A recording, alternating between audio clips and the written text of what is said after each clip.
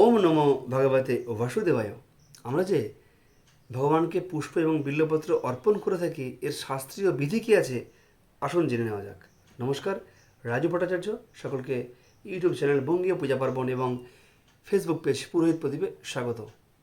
শাস্ত্র বলছে, যথোপন্নং তথা দেয়ং বিল্লপত্রম তধোমুখম অঙ্গুষ্ঠ তর্জনীভ্যাঞ্চ বৃন্তম ধৃত্যা সমর্পয়েত। বহুপুষ্প সমাयुक्त প্রদানে নিয়ম নহি। বহুপুষ্প সমাयुक्त প্রদানে নিয়ম নহি।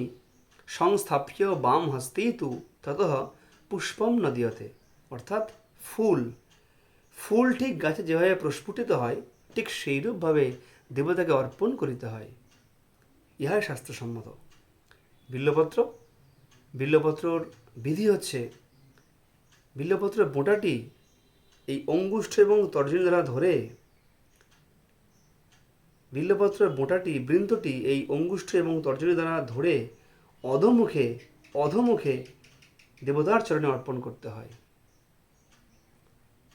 অনেক ফুল এবং অনেক বিল্লপত্র একসঙ্গে প্রদান করলে তার কোনো রীতি শাস্ত্রে নেই, অর্থাৎ যেমন খুশি দেওয়া যায়। অনেক পুষ্প বিল্লপত্র একসঙ্গে প্রদান করলে তার শাস্ত্রীয় কোনো বিধি নেই, যেমন খুশি ভগবানকে অর্পণ করা যেতে পারে। সংস্থাপ্য বাম হস্তেই তু ততঃ পুষ্পম ন দীয়তে। অর্থাৎ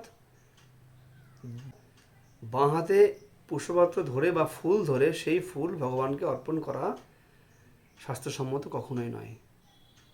ওম নমো ভগবতে বাসুদেবায়।